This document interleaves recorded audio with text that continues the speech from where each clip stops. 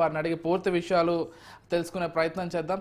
Yes sir, ముందుగా రామ్ గోపాల్ వర్మ విషయాన్ని చూసుకున్నట్లయితే అసలు ఎలా చూడాలి రామ్ గోపాల్ వర్మ ఈ మధ్య కాలంలో చేసినటువంటి, అంటే గత 5 ఏళ్ల పాలనలో చేసినటువంటి కామెంట్స్కి అతను ఈరోజు అరెస్ట్ వరకు వచ్చినటువంటి పరిస్థితి. అంటే ఎందుకు ఈ పరిస్థితి వచ్చింది, ఈరోజు ప్రస్తుతం అతని పరిస్థితి ఏంటి, అంటే అరెస్ట్ వారెంట్ కూడా వెళ్ళింది, ఎలా చూడాలి మొత్తం అంశాలు, ఏం జరుగుతోంది రామ్ గోపాల్ వర్మ విషయంలో? ఇక్కడ రామ్ గోపాల్ వర్మ చాలా నిజాయితీగా నీతిగా పాపం ఒక వీడియో విడుదల చేశాడు. ఆ వీడియో సారాంశం ఏంటయ్యా అంటే, నేను చాలా నిజాయితీపరుణ్ణి, నేను ఎప్పుడో సంవత్సరం క్రితం సోషల్ మీడియాలో పోస్ట్ చేశాను, అది వాస్తవమే. అయినా ఎవరి మీదైతే నేను సోషల్ మీడియాలో పోస్ట్ చేశానో వాళ్ళకి ఇప్పటివరకు ఎటువంటి అభ్యంతరం లేదు నా పోస్టుల పైన. కానీ ఎవరో మూడో వ్యక్తులు, థర్డ్ పార్టీ వచ్చేసి నా మీద కేసులు పెట్టింది.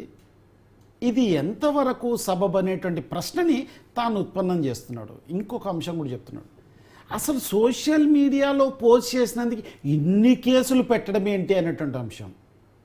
అంటే తన ఉద్దేశంలో ఏంటంటే తను ఒక దేశానికి ప్రధానమంత్రో లేతే ఒక రాచరికపు ప్రభుత్వానికి రాజు అనుకుంటున్నాడో లేదో తెలియదు. తన మీద కేసులు పెట్టకూడదు, తను ఏం చేసినా, తను ఏది చేసినా అందరూ భరించాలనేటువంటి ఒక వితండ వాదాన్ని తన వీడియో ద్వారా బయటికి తీసుకొచ్చాడు. అయితే ఇక్కడ ఒక విషయాన్ని గమనించాలి. ఇక్కడ కేసులు ఊరికి ఆ రాష్ట్ర ప్రభుత్వం ఏం పెట్టలే. యాక్చువల్గా ఉన్నటువంటి సోషల్ మీడియాలో వస్తున్నటువంటి పోస్టుల పైన ఐటీ యాక్ట్ 66 అనేటువంటిది ఉండే. సో దాని ద్వారా కూడా పెద్దగా వీళ్ళ మీద యాక్షన్ తీసుకునేటువంటి అవకాశం లేదు ప్రభుత్వాలకి, కోర్టులకు కానీ.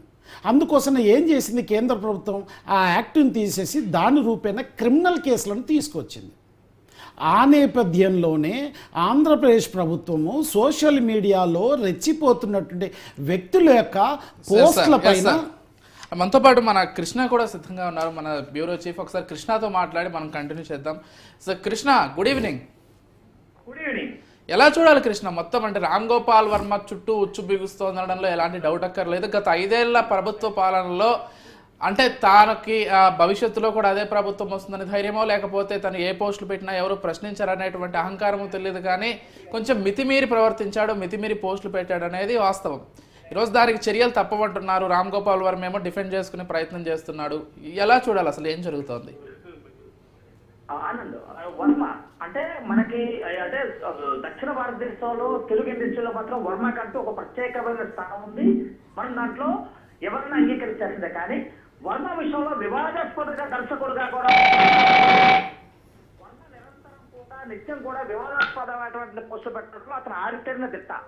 కానీ వర్మ ఇటీవల అంటే ఈ రోజు ఒక వీడియో అయితే విడుదల చేయడం మనం చూస్తున్నాం. ఈ వీడియో విడుదల చేయడం ఒక ప్రత్యేకమైన కారణం ఉంది. రాష్ట్రంలో ఇప్పటికే ఒంగోలులో కానీ గుంటూరులో కానీ, గుంటూరు జిల్లాలో పలు పోలీస్ స్టేషన్లో అయితే వర్మ ఇప్పటికే అయితే కొన్ని కేసులు అయితే నమోదు అవటం, ఒంగోలు పోలీసులు అయితే తన కోసం ఇప్పటికే తన నివాసాన్ని చేరుకున్న, నిన్నైతే నివాసాన్ని చేరుకుని దాదాపుగా 3 గంటల పాటు తన నివాసం దగ్గర అయితే కోసం అయితే వెయిట్ చేసిన పరిస్థితిగా మనం చూస్తా ఉన్నాం. వర్మని ఏ క్షణంలోనే అరెస్ట్ చేస్తారంటూ కూడా ఆంధ్రప్రదేశ్ వ్యాప్తంగా రాజకీయ వర్గాలతో ఒక పెద్ద చర్చలు అయితే నడుస్తున్నట్టు మనం చూస్తా ఉన్నాం. కానీ వర్మ అయితే ప్రధానంగా గత లాస్ట్ ఇయర్ నేను ఏదైతే పోస్టు పెట్టానో, ట్విట్టర్ ద్వారా కొన్ని వ్యాఖ్యలు చేశానో, ఆ వ్యాఖ్యలకు ఎవరైతే సంబంధిత వ్యక్తులు స్పందించాల్సింది, వాళ్ళ మనోభావాలు దెబ్బతినాల్సిందే పోయి ఎవరికో మనోభావాలు దెబ్బతింటం చాలా హాస్యాస్పదంగా ఉందంటూ కూడా ఈ రోజు అయితే ఒక వీడియోలో విడుదల చేయడం మనం చూస్తారనుకున్నాం. ఏదైతే నేను గతంలో పెట్టినటువంటి ట్విట్టర్ ద్వారా గతంలో నేను కొంతమంది మీద పెట్టాను అంటూ కూడా అంటే ఒక వ్యంగ్యంగా అయితే మాట్లాడటం ఈ రోజైతే మనం చూస్తారా ఉన్నాం. కానీ ఏదేమైనప్పటికీ వర్మ పెట్టిన పోస్టులకు అయితే ఈ రోజు అయితే నేను ఎక్కడికి పారిపోలేదు, పోలీసులు నా కోసం వెతుకుతున్నాను అంటూ కూడా ఈ మీడియాలో వస్తున్న కథనాలన్నీ కూడా వాటన్నిటికీ ఫుల్ స్టాప్ పెడితే రామ్ గోపాల్ వర్మ అయితే ఈ రోజు పెట్టిన పోస్ట్ మనం సారాంశం అయితే ప్రధానంగా మనం ఒకటి అర్థమవుతుంది, ఎక్కడికి పారిపోలేదు, నేను షూటింగ్ నిమిత్తం అయితే బిజీగా ఉన్నాను. కానీ కొన్ని ఏదైతే మనోభావాలు దెబ్బతిన్న వ్యక్తులు ఎవరో కూడా ముందుకు రాలేదు. కానీ మనోభావాలు దెబ్బతినే ఫలానా వాళ్ళకంటూ కూడా వేరే కార్యకర్తలు ఈ రోజు రావటం, కార్యకర్తల యొక్క పెట్టినటువంటి ఏదైతే ఆ కేసుల్ని పోలీసు వాళ్ళు కేసులు నమోదు చేయడం చూస్తుంటే పార్టీలు, రాజకీయ పార్టీలు పోలీసు వాళ్ళని ఏ విధంగా వాడుకుంటున్నాయో అనే విధంగా ఈ రోజు అయితే మనకు ట్విట్టర్ ద్వారా తన ఒక వీడియో సందేశాలతో చూస్తానన్నట్లు మనకు స్పష్టంగా అర్థమవుతుంది. కానీ వర్మ అనే వ్యక్తి నిరంతరం వివాదాలకి కేంద్ర బిందువుగా ఆంధ్రప్రదేశ్ లో అయితే ఒక దర్శకుడుగా అయితే మనకి అందరికీ పరిచయమే. ఈ రోజు తను పెట్టిన పోస్ట్ విషయంలో అయితే ఇందాక హైకోర్టులో కూడా ఏదైతే వర్మ ముందస్తు బెయిల్ కోరుతూ అయితే ఒక పిటిషన్ అయితే దాఖలు చేశారు. దానిపైన అయితే మరి కాసేపటి హైకోర్టులో వాదోపవాదాలన్నీ, కానీ దాన్ని అయితే హైకోర్టు అయితే ఇంకా ఏదైతే దాని తీర్పును అయితే వెల్లడించకుండా దాన్ని రిజర్వ్ చేసిన పరిస్థితి మనం చూస్తాం. వర్మకి ముందస్తు బెయిల్ వస్తుందా లేదా అనేది ఉత్కంఠకతగా ఇంకా తెరపడినట్లుగా మనం చూడాల్సిన ఉంది. కానీ ఒంగోలు పోలీసులు అయితే ఏ క్షణమైన వర్మను అయితే అరెస్టు చేస్తారనే విషయం అయితే రాష్ట్ర వ్యాప్తంగా రాజకీయాలు కూడా పెద్ద ఎత్తున చర్చ అయితే నడుస్తున్నట్లు చూస్తున్నాం. Anand. Yes, thank you Krishna. చెప్పండి సార్, అండ్ మీరు కంటిన్యూ చేయండి. కృష్ణ కూడా ఒక క్లారిటీ ఇచ్చాడు, ఏం జరుగుతుందో చెప్పే ప్రయత్నం చేశారు. మీరు ఏదైతే చెప్తున్నారో దాన్ని కొనసాగించండి. ఇక్కడ ఒక చిన్న మాట చెప్పుకొని దాని నుంచి వెళ్దాం. తప్పకుండా. భయం లేని కోడి అట బజార్లో గుడ్డు పెట్టిందట. అసలు నాకు భయమే లేదు అంటాడు, మరి ఎందుకు దాక్కుంటున్నట్టో అర్థం కావట్లేదు. నీకు భయమే లేనప్పుడు, ఏ విషయంలో ఏడవనప్పుడు మరి నువ్వు ఎందుకు బయటికి రావట్లేనటువంటి ఒక ప్రశ్న ప్రజల్లో నుంచి డెఫినెట్గా వస్తుంది. మరి ఆ సందర్భంలో ఎవరి కోసమో నువ్వు సోషల్ మీడియాలో పోస్టులు పెట్టంగా లేనిది, నువ్వు ఎవరి మీదైతే పవన్ కళ్యాణ్, లోకేష్, చంద్రబాబు మీద పోస్టులు పెట్టినప్పుడు వాళ్ళకు ఉండేటువంటి అభిమానులు కూడా కేసులు పెట్టడంలో తప్పు లేదు కదా. నువ్వు ఎవరి కోసమైతే సోషల్ మీడియాలో పోస్టులు పెట్టావో ఈ ముగ్గురి కోసం కూడా కార్యకర్తలు కేసులు పెట్టడంలో తప్పు లేదు. అట్లాగే నువ్వు ఎందుకు అంతకన్నా దాచుకోవాల్సిన పరిస్థితి ఏంటి?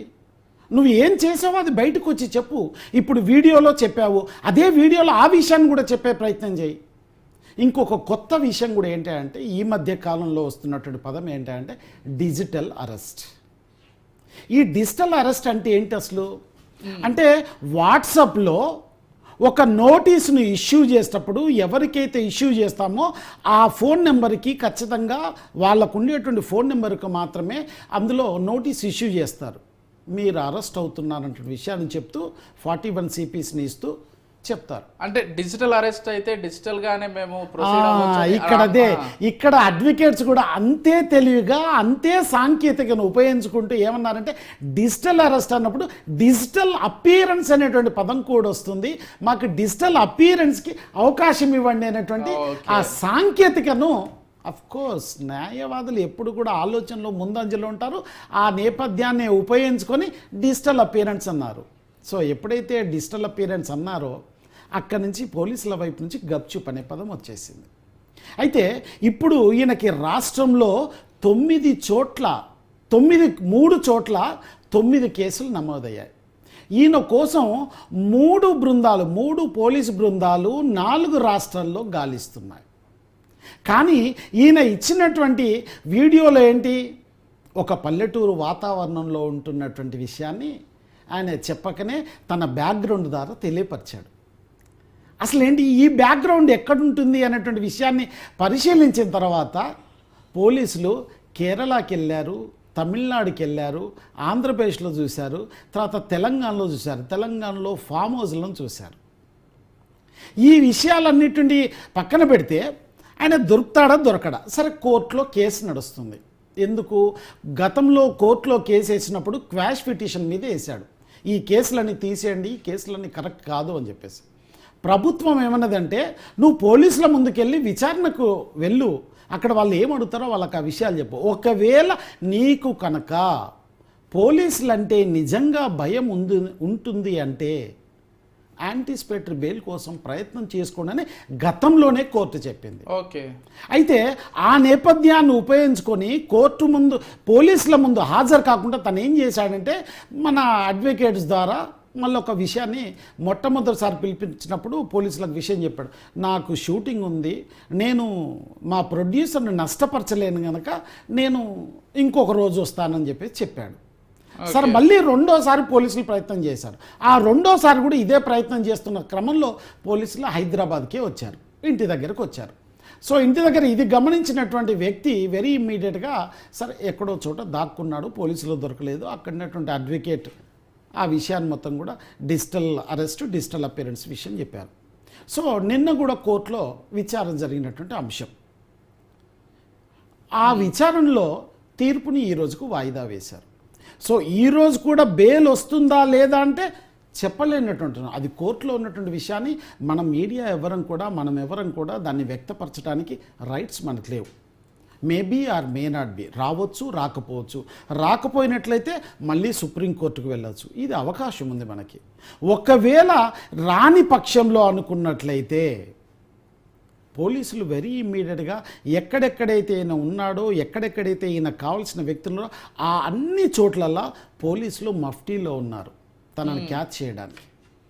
ఒకవేళ కనుక ఈరోజు బెయిలు రాని పక్షంలో రాత్రికి రాత్రే తనను లిఫ్ట్ చేసే అవకాశాలు ఎంత మాత్రం దూరంగా లేవు, అత్యంత దగ్గరలోనే మరి పోలీసుల చేతులకు చిక్కేటువంటి పరిస్థితి ఉంది. అయితే అప్పటిదాకా మనం ఏమనుకోవాలంటే చిక్కడు దొరకడు అనుకోవాలి. అయితే ఇక్కడ విషయాన్ని ఏమంటున్నా అంటే నేను ఇక్కడ ప్రజాస్వామ్యంలో కేసులు ఎవరి మీద ఎవరైనా పెట్టచ్చు, అది పోలీసులు విచారణ చేస్తారు. నిజంగా ఈ కేసు కరెక్టా కాదా అనేటువంటి విషయాన్ని పోలీసులు విచారణ చేసిన తర్వాత కోర్టులో సబ్మిట్ చేసి దాని తర్వాత ఛార్జ్షీట్ ఫైల్ చేస్తారు. అప్పుడు కోర్టులో వాదోపవాదాలు, కోర్టులో ఉన్నంత వరకు అవి ఆరోపణలు మాత్రమే. వాదోపవాదాలు తగిన సాక్ష్యాధారాలను పరిశీలించిన తర్వాతనే కోర్టు తమ యొక్క తీర్పుని వెల్లడించడానికి అవకాశం ఉంటుంది. సో అప్పటిదాకా నువ్వు ఫస్ట్ పోలీస్ స్టేషన్లో విచారణ జరిగినవి, అక్కడ నీ విషయాలని తేటతెల్లంగా చెప్పు. దాని తర్వాత కోర్టుకు పంపించినప్పుడు నీ న్యాయవాదుల ద్వారా, నీ అడ్వకేట్స్ ద్వారా అక్కడ వాదోపవాదనలు చేయాలి. కానీ ఇవన్నీ చేయకుండా ప్రజాస్వామ్యానికి వ్యతిరేకంగా, రాజ్యాంగానికి వ్యతిరేకంగా, తన సొంత రాజ్యాంగం ఏదో కనిపెట్టినట్లుగా, లేదా ఒక రాచరిక ప్రభుత్వానికి రాజుగా వ్యవహరిస్తున్నట్లుగా తనకి ఇష్టం వచ్చినట్టు చేస్తాడట, అందరూ పడాలట, ఎవరు అడగకూడదట, పోలీసులు అడిగితే రాడట, కోర్టులు బెయిల్ ఇవ్వకపోతే తప్పించుకుంటాడట. ఇది ఎక్కడి న్యాయం? ఇది అర్థం కానటువంటి పరిస్థితి మాత్రం ఇప్పటి వరకు ఉన్నటువంటి విషయం. ఒకవేళ కోర్టు కనుక ఇవ్వనటువంటి పక్షంలో అయితే ఈయన ఖచ్చితంగా సుప్రీంకోర్టు వెళ్ళేటువంటి అవకాశం ఉంది. సుప్రీంకోర్టుకి వెళ్ళినా కూడా అక్కడ దొరకని పక్షం అయితే అక్కడ కూడా maybe or may not be, correct వస్తుంది రాదు అని ఏం చెప్పలేం. ఒకవేళ రానట్లయితే ఖచ్చితంగా పోలీసులకి, రాష్ట్ర ప్రభుత్వానికి, కోర్టుల నుంచి, గౌరవ కోర్టుల నుంచి మొట్టికాయలు తప్పవు.